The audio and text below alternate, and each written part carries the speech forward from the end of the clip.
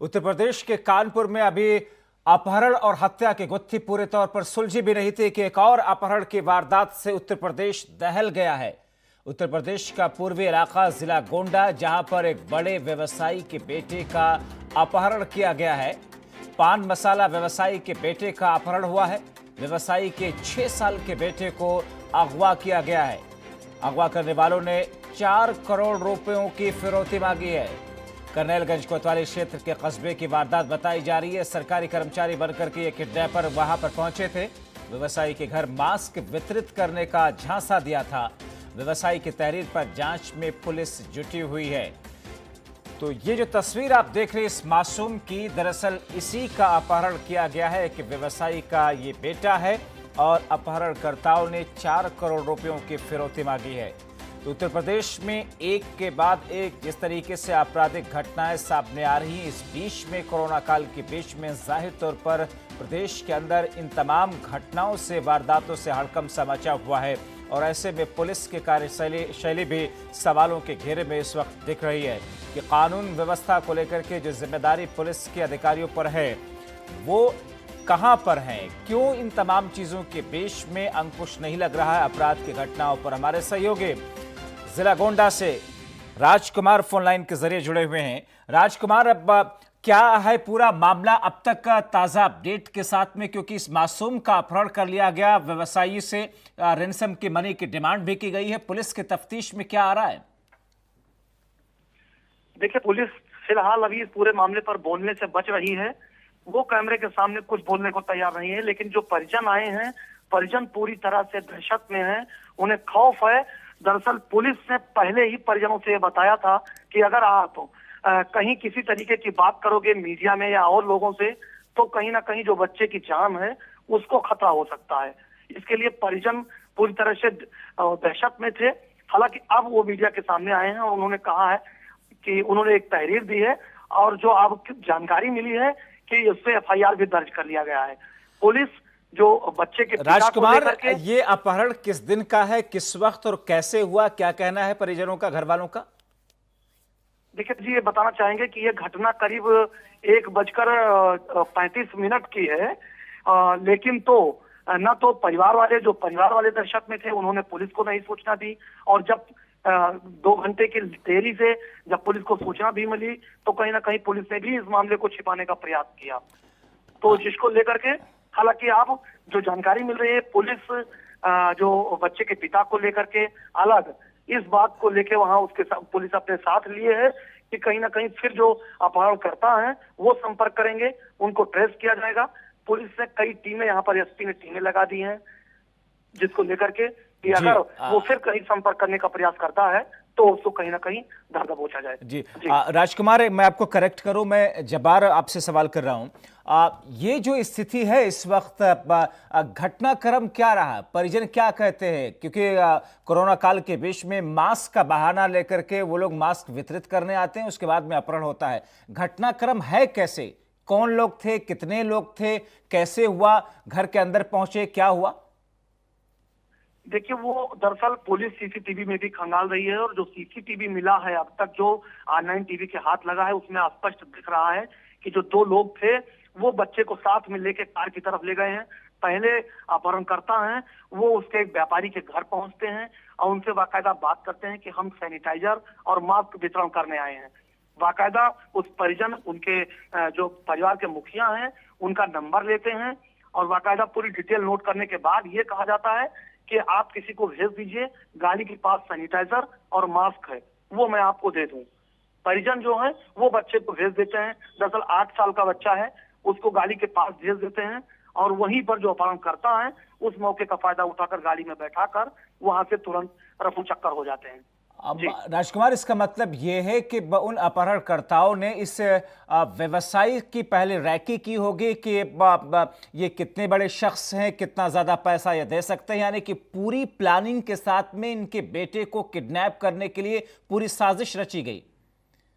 नहीं, बिल्कुल जब्बार, देखिए वो जो व्यापारी हैं वो एक बड़े व्यापारियों में से हैं और निश्चित तौर पर इसकी पूरी रैकी की गई होगी।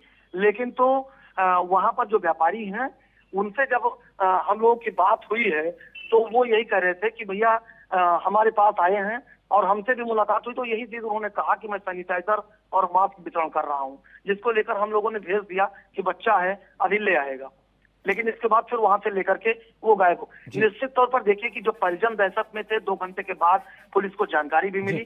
तो कहीं ना कहीं राजकुमार, जो मैं आपकी तरफ वापस लौटता। हमारे दूसरे सहयोगी गगन मिश्रा इस वक्त फोन लाइन के जरिए जुड़े हुए हैं, उनसे कुछ अपडेट लेते हैं। गगन, जिस तरीके से एक के बाद एक विकास दुबे गाजियाबाद में पत्रकार की हत्या, उसके बाद में कानपुर के अंदर एक शख्स का अपहरण, उसके बाद उसकी हत्या, और फिर अब व्यवसायी के बेटे का अपहरण, पुलिस कर क्या रही है, पुलिस कह क्या रही है इस बीच में?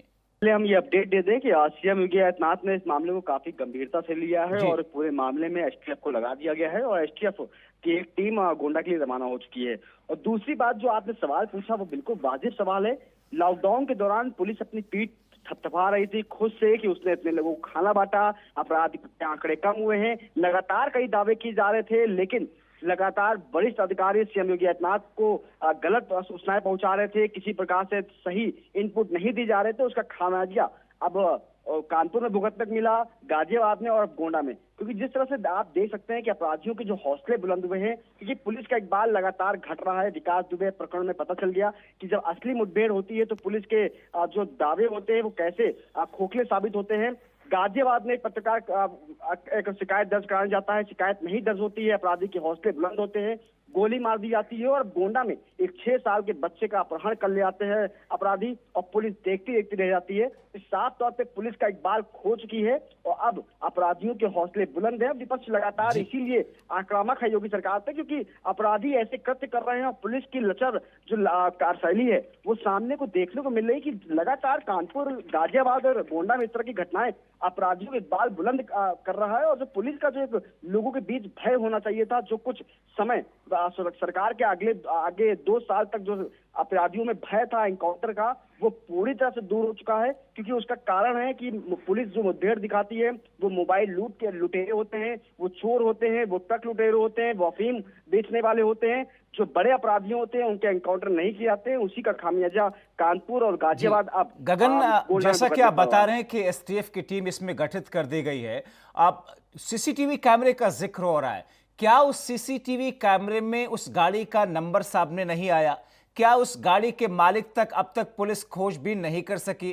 क्या वो गाड़ी कहां कहां पर गई है, किस तौर पर अब ये पूरी छानबीन चल रही है? कोई अपडेट मिल पा रही पुलिस की तरफ से, कोई जानकारी?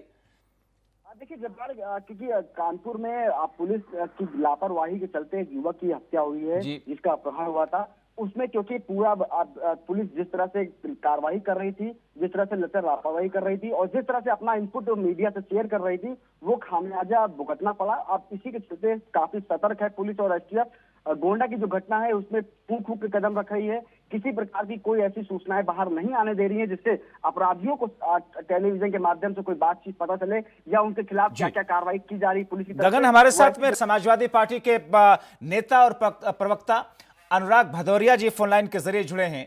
अनुराग जी, जाहिर तौर पर पुलिस की कार्यशैली ऐसी है, लॉ एंड ऑर्डर संभल नहीं रहा है, मगर इस बीच में विपक्षी नेता होने के नाते क्या कहेंगे आप, और इस पूरे प्रकरण के बीच में कानून व्यवस्था ठीक करने में किस किस्म का सहयोग है आप लोगों का? देखिए, मैं कहूंगा कि सरकार को, उत्तर प्रदेश की सरकार जी के ऊपर में अपराधी हावी हो गए। अपराधियों का कोई कंट्रोल अब उत्तर प्रदेश की पुलिस नहीं कर पा रही। अपराधी बेखौफ हैं, उन्हें किसी बात का कोई डर नहीं है। आपने देखा होगा कानपुर में अपराधी फिरौती का पैसा पुलिस के सामने लेके भाग जाते हैं। एक है, उसके बाद आपने देखा होगा कि गाजियाबाद में विक्रम जोशी जी की जब हत्या होती है उसके पहले वो एप्लीकेशन देते हैं, तब भी अपराधियों को कोई डर नहीं लगता। अपराधी इस तरह से बेखौफ है। आपने अमेठी में देखा होगा एक फौजी के पिताजी को पीट के मार डाला। अब सोचिए आप, माने एक फौज के सरहद पे वो कर रहा है, तो उत्तर प्रदेश के अंदर में जंगल राज चल रहा है। मगर अनुराग जी, इसमें फेलियर आप किसका मानते हैं? ये सरकार का फेलियर है या पुलिस का फेलियर है, प्रशासन का फेलियर है? सरकार का फेलियर है, सरकार और पुलिस दोनों का फेलियर है। सरकार सिस्टम को ठीक नहीं कर पा रही है, सरकार का दिशा सही नहीं है, सरकार का डायरेक्शन सही नहीं है। सरकार को जिस तरह से करना चाहिए, देखो अपराध को कम करने के लिए आपको एक आपकी स्ट्रेटेजी होती है, आप स्ट्रेटजी के तहत काम करते हैं। आपके जो ऑफिसर होते हैं बहुत इफिशिएंट होने चाहिए ऑफिसर। आपके यहाँ ऑफिसर ऐसे हैं जिसमें आप जो घटना हो रही है, कानपुर में इतने दिनों से घटना हो रही थी, विकास दुबे की इतनी भी घटना हो, इसी समय आपको आला अधिकारी को हटा देना चाहिए। आप किसको हटाते हैं? एसओ को, पुलिस मगर वालों अनुराग जी, को, SI उत्तर को। प्रदेश के मुख्यमंत्री आप तो- योगी आदित्यनाथ आपराधिक घटनाओं को रोकने के लिए सख्त हैं, सख्त छवि उनकी शुरू से दिख रही है और जो आंकड़े जारी किए गए उसमें आपराधिक ग्राफ में कमी भी दर्ज की गई है। तो मुख्यमंत्री तो सख्त है, बावजूद इसके पुलिस की कार्यशैली ऐसी क्यों है? अब अपराध को आपने देख लिया, कितनी कमी आई है, हमें आप बताने की जरूरत नहीं। कहते हैं ना, हाथ कंगन को आस्ती क्या, पढ़े लिखों को फांसी क्या। अब तो आंकड़े की भी जरूरत नहीं है, अब तो उंगली पे गिन सकते हो 5 दिन में से आंकड़े, आपको अपने आप पता चल जाएगा उत्तर प्रदेश के अंदर में कैसा माहौल हो गया है। अब ये पुलिस सिस्टम में प्रॉब्लम है। पुलिस, क्योंकि जो उत्तर प्रदेश का सरकार है वो फोकस नहीं है उसको जनता का सुरक्षा देना, जनता की जरूरतें पूरी करना, जनता को चाहिए क्या वो नहीं सोच पा रही है। मैं जरा जनता को तकनीकी सुरक्षा सवाल देना आपसे है। करना चाह रहा हूं अनुराग भदौरिया जी। सवाल है क्या उत्तर प्रदेश के जीन में ही है आपराधिक घटनाओं का होना? क्योंकि सरकारें कोई भी रही हो, घटनाएं रुकती नहीं है। आपकी पार्टी जब सत्ता में थी तब भी स्थितियां तो ऐसी ही हुआ करती थी। इतनी भयावह स्थिति नहीं थी कि 4-5 दिन में इस तरह कितनी बड़ी बड़ी घटनाएं हो जाएं। आप उठा के देख लीजिए, 8-8 पुलिस वाले कभी शहीद नहीं हुए, 8-8 पुलिस वाले कभी शहीद नहीं हुए। और जब शहीद हो गए उसके बाद आपने देखा कैसी लीपापोती, में बार बार कह रहा हूं कि विकास दुबे के पीछे कौन लोग थे उसकी सीबीआई पब्लिक कर दीजिए, उसकी कॉल डिटेल पब्लिक कर दीजिए। तो सरकार कुछ अधिकारी, कुछ नेताओं को बचाने की कोशिश करती है। जब आप ये सोचोगे ये मेरे अधिकारी हैं, ये मेरे नेता हैं, जब मेरे तेरे होने लगेगा ना तो इस तरह की समस्या पैदा होती है। नहीं अनुराग जी, सवाल ये है, मैं राजनीतिक सवाल नहीं कर रहा हूं, लेकिन आप जब सरकार पर सवाल उठाएंगे तो मौजूदा वक्त की सत्ता ये कहेगी कि साहब आपके वक्त में मुजफ्फरनगर दंगों से लेकर न जाने क्या क्या हुआ, आपकी सरकार तो रोक ही नहीं पाई थी। मेरी बात आपने नहीं समझी, अभी भी मैं क्या कह रहा हूँ। 8-8 पुलिस वाले एक साथ शहीद नहीं हुए कभी भी। इतनी हिम्मत किसी अपराधी में नहीं पड़ी कि वो पुलिस का एनकाउंटर कर दे, पुलिस का एनकाउंटर कर दे। ऐसी हिम्मत कभी नहीं पड़ी किसी का भी। ऐसी हिम्मत नहीं पड़ी कि पुलिस के सामने फिरौती का पैसा लेके भाग जाए। इतनी हिम्मत अब कोई घटना है तो बता दो, आप, मैं जानना चाहता हूँ। ये सब चीजें आप बातें कर करके, पहले ये हुआ था उस बातें करके ये गंभीर घटनाओं को आप जुटवा नहीं सकते। और आप तो दम भरते थे हम उत्तर प्रदेश के अंदर आएंगे, रामराज लाएंगे।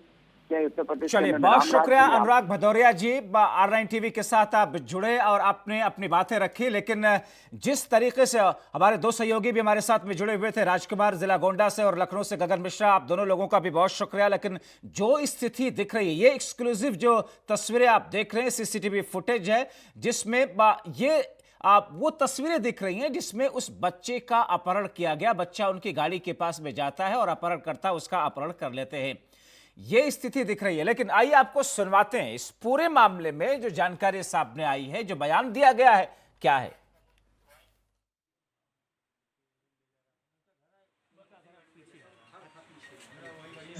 मतलब ये कहा कि एक लोग आए थे, बच्चे को बुला ले गए। वो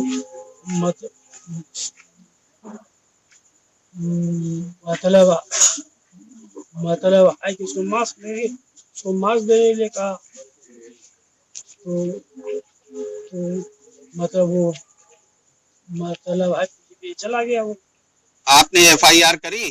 हाँ, वो है। तो क्या किया? अब